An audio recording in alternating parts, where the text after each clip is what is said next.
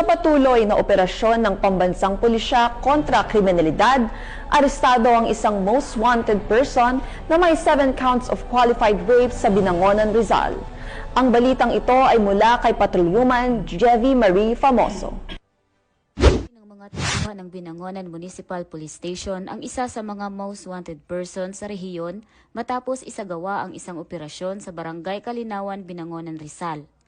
Kinilala ang suspect na si alias Kulot, isang construction worker at residente ng nasabing lugar. Inaresto siya sa bisa ng warrant of arrest dahil sa 7 kaso ng qualified rape na ipinalabas ng Regional Trial Court Branch 67 sa Binangonan noong September 16.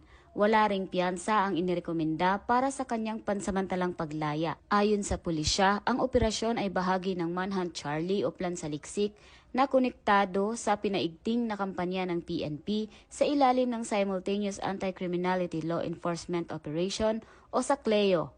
Matapos ang pagkakaaresto, ipinaliwanag sa suspect ang dahilan ng kanyang pagkakadakip at ang kanyang mga karapatang konstitusyonal. Kasalukuyan siyang nakakulong sa Binangonan MPS Custodial Facility para sa kaukulang disposisyon.